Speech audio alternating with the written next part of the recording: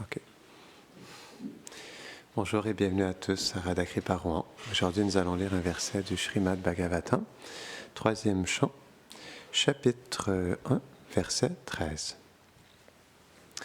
Om Namo Bhagavate Vasudevaya.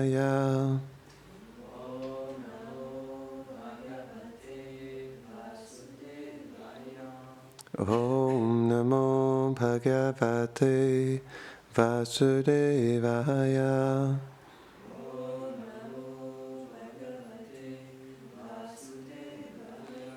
Om Namo Bhagavate Vasudevaya.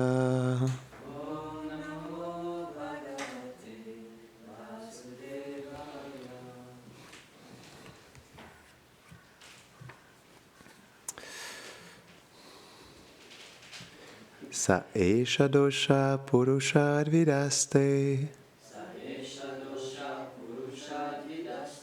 Grihan pravishto yamapatyamata.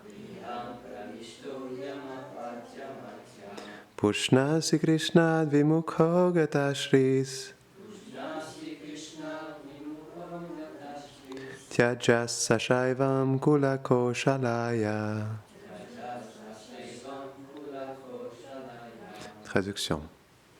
Duryodhana, que tu considères avec affection, est certainement le mal incarné, puisqu'il est le Seigneur Krishna. Pourtant, tu le regardes toujours comme ton fils, le choyant. Il a trouvé refuge dans ton palais. À cause de lui, tu as écarté Sri Krishna et tu as perdu toutes tes bonnes dispositions. Par conséquent, je te conseille sincèrement, si tu désires réellement le vrai bienfait de ta famille, de répudier immédiatement ce destructeur de la société.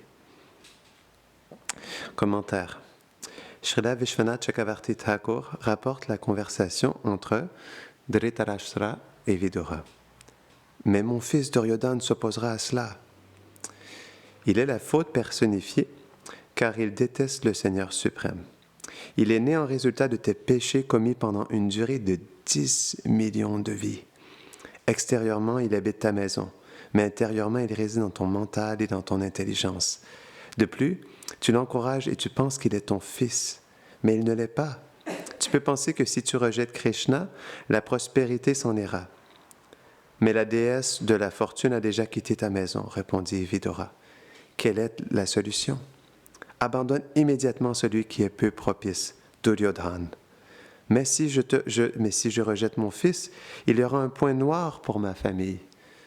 Non, au contraire, ce sera un bénéfice pour la famille, car il est dit que l'on peut abandonner l'un de ses membres pour le bénéfice de la famille entière. Autrement, ta famille entière va périr. C'est intense, hein? Il y a des moments qui sont intenses dans le Bhagavatam. Jai.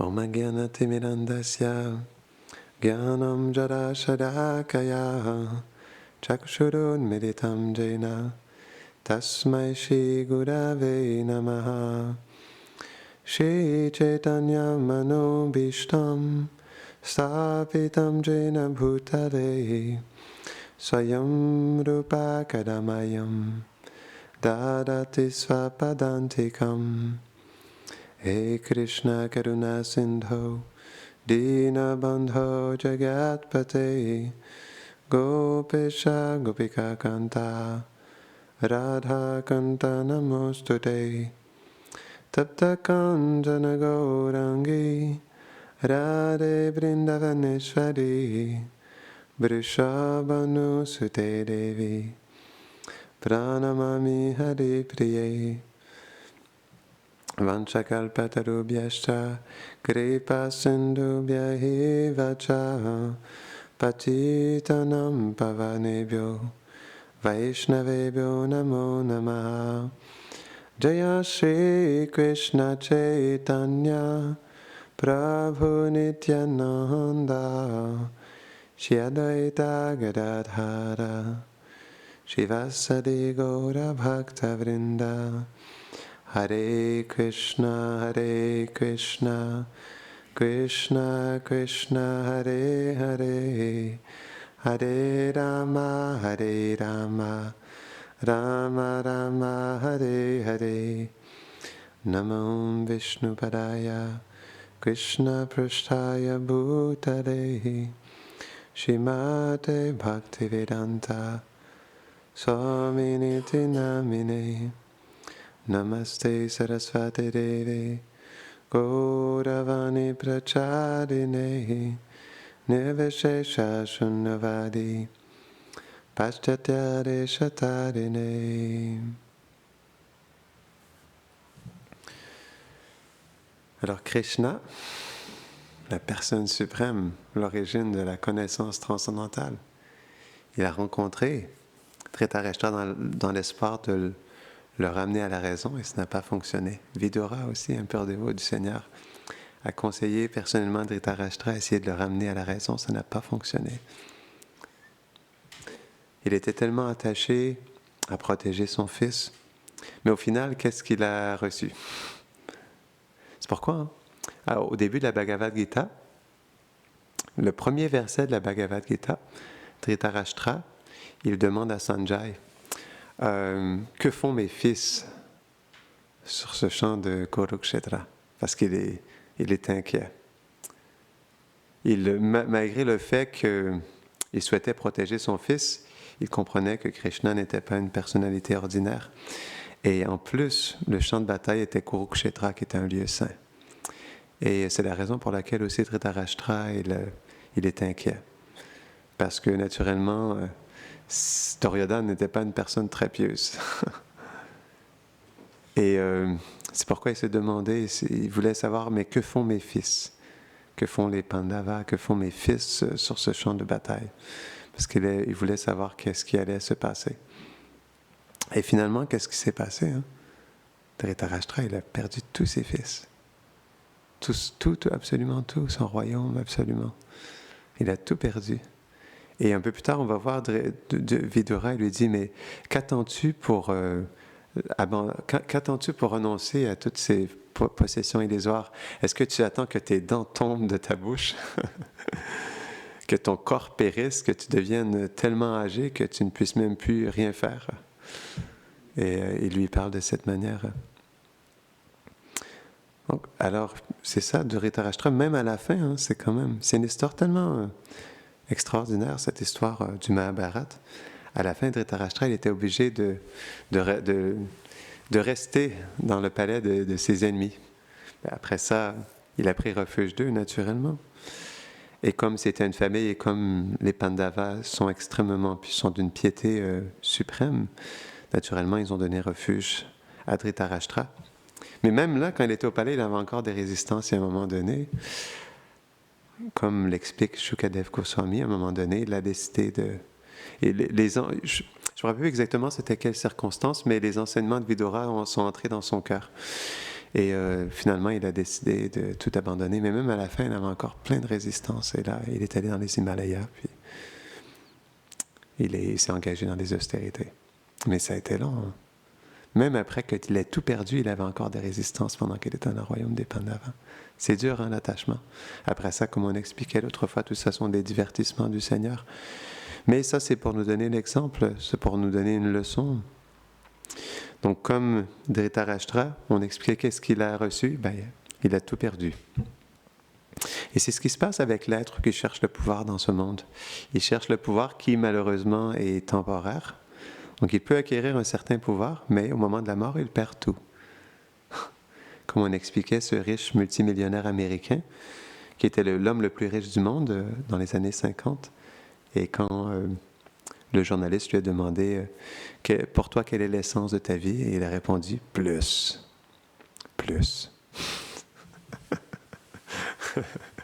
C'était sa conclusion.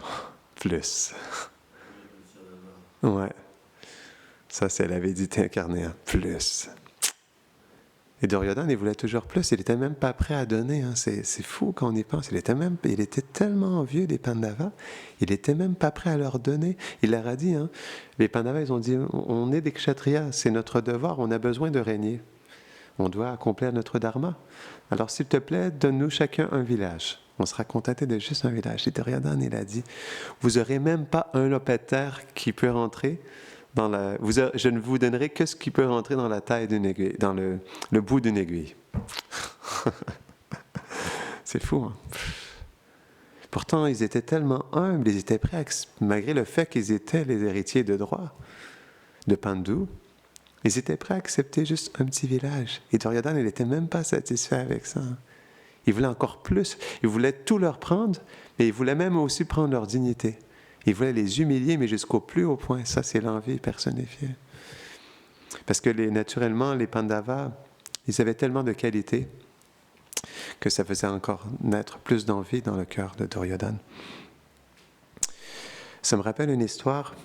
Srila Prabhupada, lorsqu'il est allé en Inde, 1969, 70, 71, il a passé du temps en Inde. Donc, après avoir passé du temps aux États-Unis, à Londres, c'était la première fois qu'il allait en Inde. Et il revenait avec plusieurs de ses disciples. Et au début, il est allé à Surat. Si vous connaissez un peu l'histoire, c'est très spécial. Je t'invite à regarder ces images. Ils sont allés à Surat en premier, qui est au Gujarat. Et au Gujarat, c'est là où se situe Dwarka. Donc, naturellement, les Gujaratis ont une adoration particulière envers le Seigneur Krishna, mais ils apprécient ceux qui adorent Krishna, Radha Krishna. Et naturellement, lorsque Prabhupada est venu avec ses disciples à Surat, et qu'il faisait chanter les noms de Krishna dans la rue, les Gujaratis, ils étaient tellement appréciatifs qu'il leur mettait du bois de santal, de la pâte de santal sur leur front. Il les ornait de guirlandes de fleurs. Parfois, les dévots, ils avaient tellement de guirlandes, une cinquantaine de guirlandes sur eux, qu'ils devaient les enlever au prochain village, au prochain endroit, et ils recevaient encore des guirlandes de fleurs. Donc, ils lançaient des pétales de fleurs sur les dévots, ils les invitaient dans leur maison. Et à un moment donné, il y a un Gujarati qui avait invité Srila Prabhupada et tous ses disciples à rester dans sa maison. Il était très pieux, c'est un Vaishnav. Et à ce moment-là, comme les dévots, ils n'étaient pas habitués d'être dans un climat, ou plutôt d'être dans un pays comme l'Inde, la plupart d'entre eux, ils avaient la dysenterie, qui est une diarrhée grave, très intense. Et ce monsieur, qui était un monsieur respecté à Surat, qui avait beaucoup d'argent, il a pris un soin personnel de tous ces dévots-là.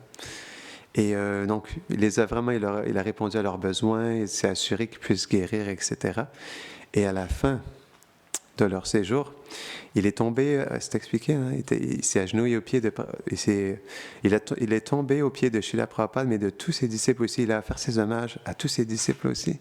Puis, comme ça, la tête baissée, il a dit « S'il vous plaît, pardonnez-moi pour mes offenses. Si je ne vous ai pas bien servi, pardonnez-moi. Merci infiniment d'avoir béni ma maison. » Et Srila Prabhupada, il a dit « Voyez, ça c'est Vaishnav. Ça c'est un Vaishnav. » Il avait des larmes dans les yeux, il pleurait, il s'agenouillait au pied de tous les dévots. C'est beau, hein? Mais ils ont reçu vraiment un accueil très, très, très spécial à Surat. Les gens étaient très pieux, puis étaient tellement appréciatifs de voir Prabhupada et ses dévots à cet endroit. Et ils ont eu plein de programmes, etc. Et aussi, ils ont fait des pandals, qui sont des gros programmes. Et à ce moment-là, Shyama Sundar s'était occupé un peu de Le premier pandal, c'était à Bombay, à Cross Maidan, qui est un peu le centre de Bombay. Donc, il y a un gros parc à cet endroit-là. Et Shyam Sundar, pour attirer le plus de monde possible, il avait amené un peu la technologie publicitaire américaine avec les grosses banderoles. Il y avait un gros ballon gonflé, écrit Krishna dessus. Et sur un building à 7 étages, ils avaient écrit en grandes lettres Krishna comme ça en banderole sur le long du building. Et il y a entre 50 000 à 100 000 personnes qui venaient à chaque jour au festival. C'est fou, hein? Spécial. Et donc, Prabhupada aussi, il faisait plein de programmes avec les gens dans les maisons, etc. Je ne me rappelle plus si c'était, je pense que parce qu'il a fait ce même genre de gros festival à Bombay, à Calcutta et à Delhi. Je ne me rappelle plus si c'était à Calcutta ou à Delhi, mais à un moment donné, il y a un Américain avec une veste en cuir, tatoué de partout, qui est rentré, mais vraiment avec une mentalité de défiance, de challenger. Il est rentré dans la salle comme ça, puis il a challengé Srila Prabhupada. Et quand Prabhupada il a vu ça, il lui a dit « Viens, viens ». Donc il a fait venir l'Américain, il a assis confortablement, il a dit « Oui, quelle est ta question ?» Et là, avec vraiment une défiance, il a dit donc j'aimerais savoir, la Bhagavad Gita, elle a combien d'années? Et Srila Prabhupada lui dit, elle a 5000 ans. Et il dit non, c'est pas possible. Selon mes autorités, les autorités que je suis, c'est expliqué que la Bhagavad Gita, elle a juste 1000 ans.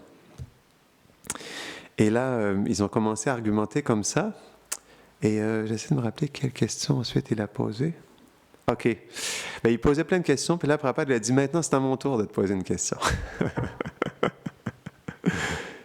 Et là, l'Américain, il a dit, non, non, non, c'est moi qui est venu pour te poser des questions. Il a dit, non, maintenant, c'est mon tour, je vais te poser une question. Et il lui a dit, est-ce que... OK, dis-moi, c'est quoi le processus par lequel on peut recevoir les enseignements de la Bhagavad Gita? Et là, il ne répondait pas. Puis là, il voyait qu'il était trop envieux, trop en colère. Donc, il a demandé à ses disciples de le sortir du festival. Et Srila Prabhupada, ensuite, il a commencé à expliquer le processus par lequel on peut recevoir les enseignements de la Bhagavad Gita, comme le verset 4.34 de la Bhagavad Gita qui explique qu'on doit recevoir avec soumission, avec humilité. Et c'est intéressant parce qu'à ce moment-là, il y en a qui étaient un peu outrés que Srila Prabhupada n'ait pas pris le temps de répondre aux questions et qu'il ait un peu expulsé l'Américain, mais il avait fait ça pour montrer l'exemple. Parce qu'il était conscient de ça, puis il voulait faire le point que si on veut recevoir les enseignements de la Bhagavad Gita avec un esprit de défi, de colère et d'envie, alors c'est pas possible. C'est à travers l'humilité, la soumission orale qu'on peut recevoir dans notre cœur les enseignements de la Bhagavad Gita. Et même pendant ce programme-là, il y en a qui étaient un peu pour ce jeune Américain. Il y avait comme un petit clan qui était pour l'Américain, il y avait un autre qui était pour Prabhupada. Il y avait comme eu des conflits par rapport à ça. Et Prabhupada, il avait terminé avec le point. Et il voulait montrer cet exemple que c'était à travers l'humilité et la soumission qu'on pouvait réellement recevoir cette connaissance. Alors, Srila Prabhupada, donc, à ce moment-là, il y avait vraiment une effervescence spéciale, comme on expliquait. Il y avait entre 50 000 à 100 000 personnes qui venaient au Pandal. Ah oui, il y a une autre circonstance aussi. Ils avaient été invités, je ne me rappelle plus c'était à quel endroit, mais donc il y avait un programme où il y avait plein de sadhus qui étaient présents et qui, pour la plupart d'entre eux, c'était des mayavadis. Et ils étaient tous présents pour un peu partager leur philosophie, etc. Ils avaient invité Srila Prabhupada. Mais quand Prabhupada est venu avec ses disciples, les babas, les yogis qui étaient présents, ils avaient refusé que ses disciples ils montent sur la scène avec lui. Et Prabhupada, il les avait regardés et leur avait dit, est-ce que vous savez qu'en fait, ces disciples, il y en a qui sont aussi avancés que vous? Il était fier de ses disciples, que ses disciples soient présents avec lui. Et donc, ils n'ont rien dit. Ils sont montés sur la scène et comme Shyama Sundar l'explique, donc tous les yogis parlaient, mais Prabhupada, c'est lui qui avait volé le show. Parce que il y a une disciple de Prabhupada qui expliquait, ça c'était plutôt à Vrindavan, mais elle expliquait que quand Prabhupada chantait, elle disait que Prabhupada, il avait un style de kirtan qui était unique, même comparé aux dévots bengalis. Il avait un style unique de kirtan qu'il avait donné à ses disciples et que ses disciples, ils émulaient, non? Comment on dit? Emulated? Je ne sais pas comment dire, mais ils véhiculaient en fait cette humeur de kirtan de Srila Prabhupada. Et cette Mataji, elle explique qu'à un moment donné, Prabhupada, il était à Vrindavan, il faisait un programme avec les Brajbasis. C'est la première fois qu'elle est allée à Vrindavan avec ses disciples en 1971. Il faisait un kirtan et elle disait que pour elle, c'était sa vie de faire kirtan avec Prabhupada. C'était la chose qui l'avait la plus touchée.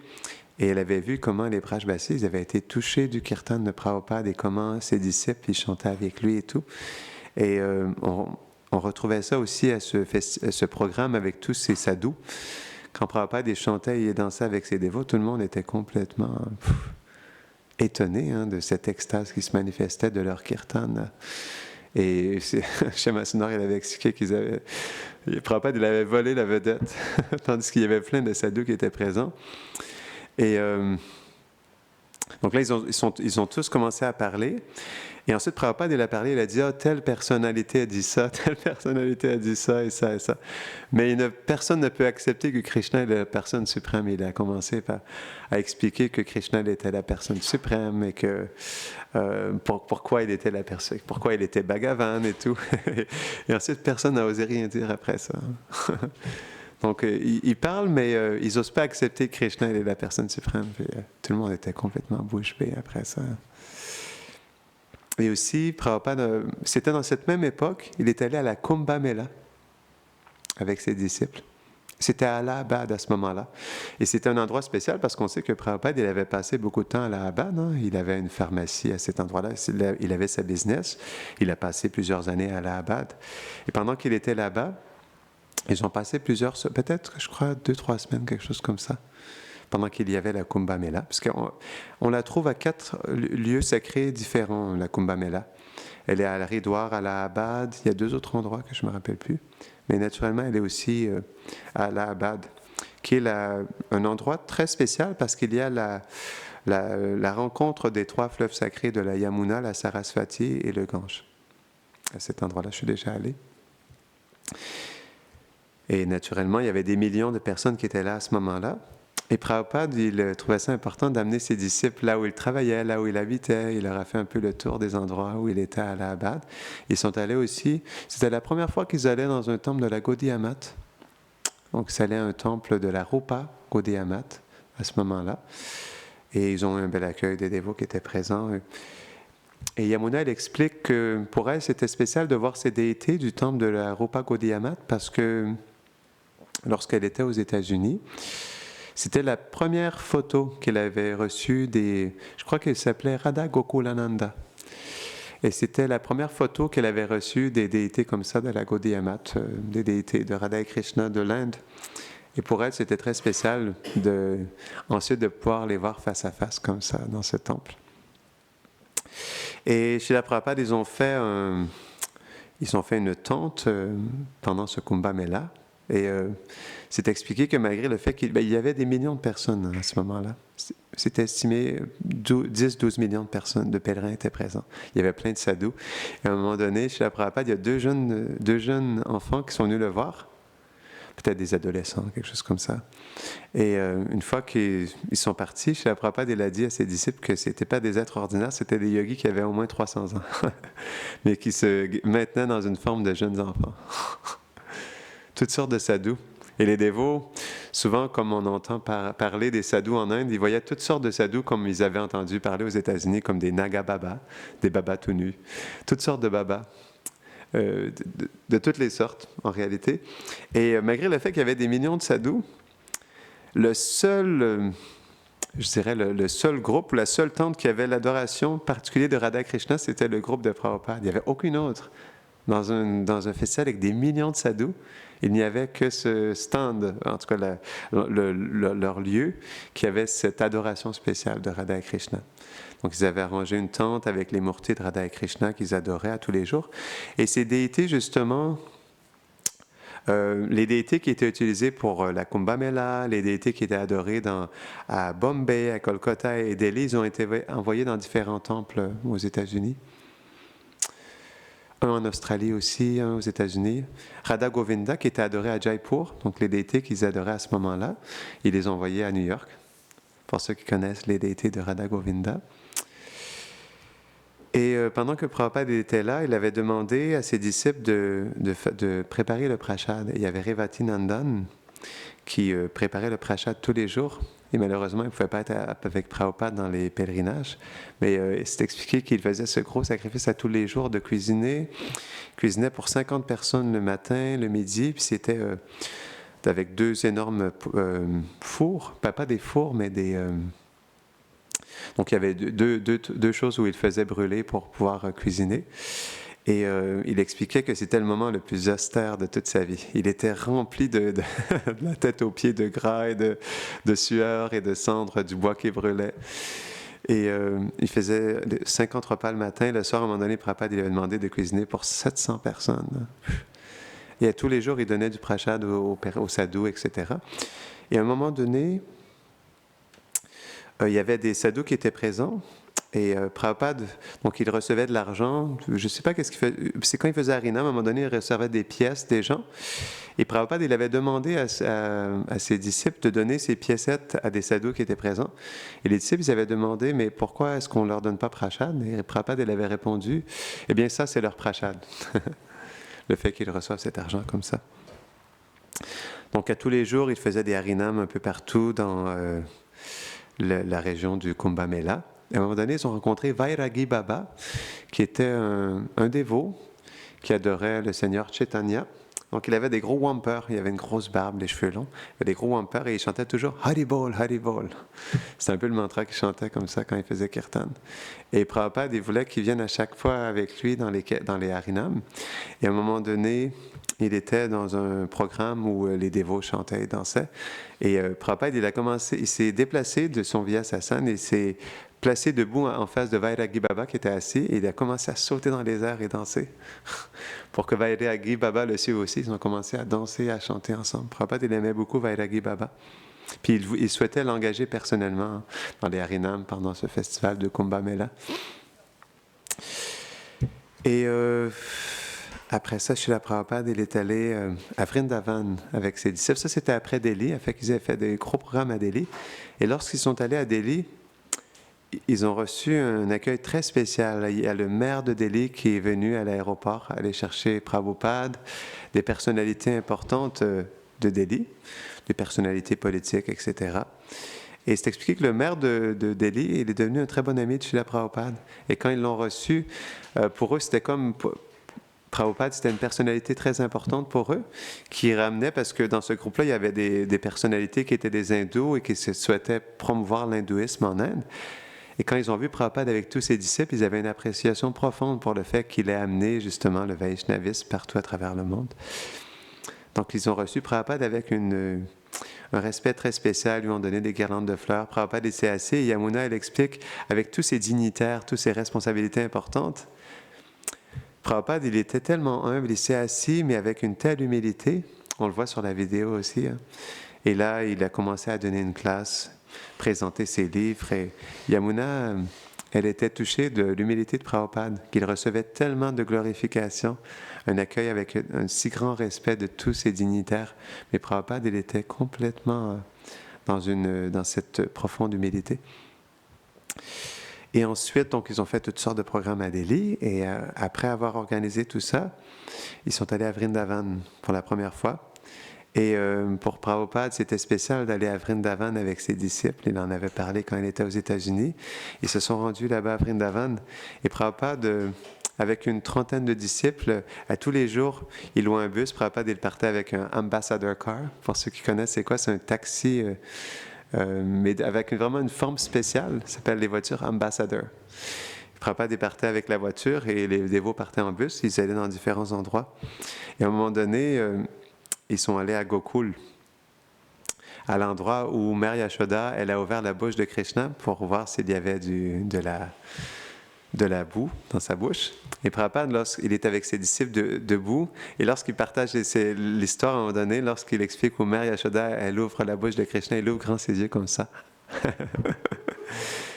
Et donc, naturellement, Gokul, ce lieu-là, c'est un très bel endroit qui est sur les berges de la rivière Yamuna.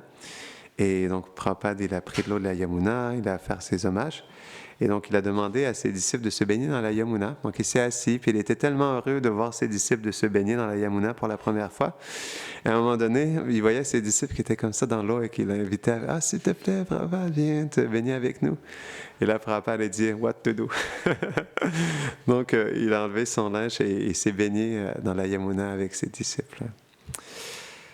Après ça, ils sont allés à Radhakund, Shyamakund, Govardhan, Barshan. Et lorsque Prabhupada était allé à Barshan, les dévots expliquent qu'il était tellement heureux d'être à Barshan dans le lieu de Srimati Radharani. Ils sont allés jusqu'au palais. Et Prabhupada, il était porté par un palanquin avec deux Indiens qui le portaient parce que c'était quand même haut, hein, pour ceux qui sont déjà allés. Il y a plein de marches à monter pour monter jusqu'au palais de Srimati Radharani. Et Prabhupada, il était tellement heureux de pouvoir aller à Barshan et de voir les différents lieux à Barshan, de permettre à ses disciples aussi de rencontrer ce lieu spécial qui est Darshan. J'essaie de me souvenir quoi d'autre je pourrais vous partager sur Srila Prabhupada. Ensuite, Prabhupada il était allé à Mayapur. Les dévots, ils avaient acquéri... non, avant Mayapur, je parlais de Vrindavan. Prabhupada il était à Vrindavan et il y avait Monsieur Salfa qui voulait donner. Il avait un lopin de terre à Raman Reddy et il souhaitait donner ce lopin de terre à Srila Prabhupada, à sa mission. Mais en même temps, il y avait aussi Samadevi, qui était une gourou, qui avait un ashram juste à côté du lopin de terre de M. Salfa. Et elle aussi, elle voulait acquérir ce lopin de terre. Puis il y avait aussi un autre groupe qui le voulait, parce que c'était dans un lieu spécial à Raman Reddy. Et donc le jour où Srila Prabhupada il avait été invité avec ses disciples à rencontrer M. Salfa pour savoir s'il allait bel et bien recevoir la terre, le monsieur, il avait écrit « oui » sur un papier et « non » sur un autre papier. Et c'est comme ça qu'il avait décidé à qui il allait donner le lopin de terre. Donc il a mis les deux papiers en face, il a laissé choisir Srila Prabhupada et un de ses disciples, il a pris et heureusement c'était écrit « oui ». Et là, Samadevi, c'était écrit « non », puis elle n'était pas du tout contente de ça. Elle est revenue avec le maire, je crois que d'un maire important. Elle est revenue avec d'autres politiciens pour des personnes du Parlement de Delhi. Et je crois que c'était le maire de Delhi même. Et ils sont allés rencontrer M. Salfa. Et puis ce jour-là, donc il y a ce groupe-là, il y a un autre groupe qui était là aussi. Ils ont argumenté pendant des heures à savoir qui allait le recevoir, tandis que Srila Prabhupada, il avait bel et bien collecté le papier qui était écrit « oui ». Et ça a duré des heures et finalement, ils sont partis et ils ont reçu la terre. Et ensuite, ils ont commencé à inaugurer le temple de Krishna Balaram. Mais ça, c'est une autre histoire. Mais avant tout ça, Gurudas, il était encore une fois à Vrindavan. Et ce jour-là, c'était un jour très spécial où Srila Prabhupada, il avait partagé plein de beaux divertissements de Radha et Krishna à Vrindavan. Et Gurudas, ce jour-là, il était dans ce sentiment, il s'était dit « Ah, Prabhupada, aujourd'hui, il va nous donner un mantra mystique qu'on n'a jamais entendu. » Un mantra de Vrindavan. Et, OK, je pose la question, qu'est-ce que Prabhupada a donné comme mantra ce jour-là? Qu'est-ce qu'il a dit, vous pensez? À Vrindavan. Lorsque ils ont posé la question à Prabhupada, Prabhupada, donc est-ce que tu peux nous partager quelque chose de spécial pour Vrindavan? Et Prabhupada, il a répondu, il a juste dit un mot, il a dit ciment. Du ciment, du béton. Il a répondu le mot béton parce qu'il avait ça en tête. Il voulait que les dévots construisent. Il était déjà en train de penser à l'ouverture d'un temple à Vrindavan. Et il avait en tête du béton pour pouvoir construire comment on appelle ça, une tour d'eau pour avoir de l'eau fraîche pour le temple. Et Gurudas s'est dit, OK, c'est le premier mantra que j'ai reçu à Vrindavan, du ciment. Et Prabhupada, la plupart du temps, parce que à ce moment-là, c'était dur de trouver du ciment, puis il méditait beaucoup là-dessus, comment acquérir du ciment pour pouvoir construire le temple de Krishna Balaram.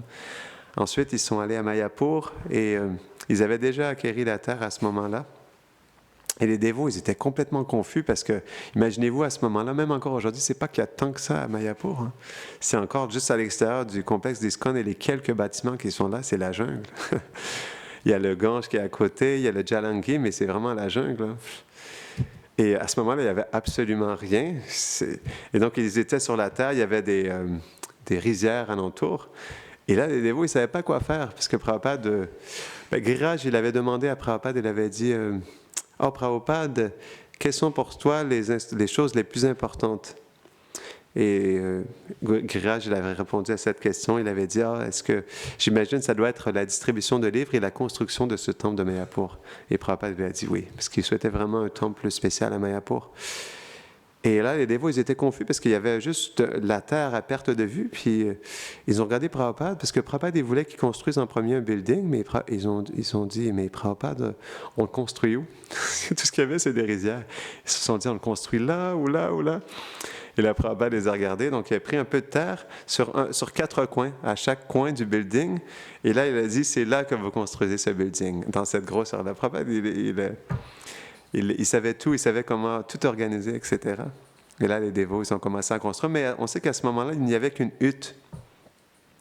Et Prabhupada est resté dans cette hutte et il avait dit par rapport à ça que nous sommes satisfaits de rien, même à vivre dans une hutte. Mais pour les gens, pour la prédication, on a besoin de buildings, on a besoin de gros temples, etc., pour inspirer les gens à venir, pour les attirer à venir à Mayapur et venir dans un temple, etc. Mais nous, on est satisfaits juste à vivre dans une hutte. Je trouvais ça intéressant. Donc, on va terminer ici. Jai Shri Prabhupada ki, Janitai Gouda Premanande. Hare Bhakti.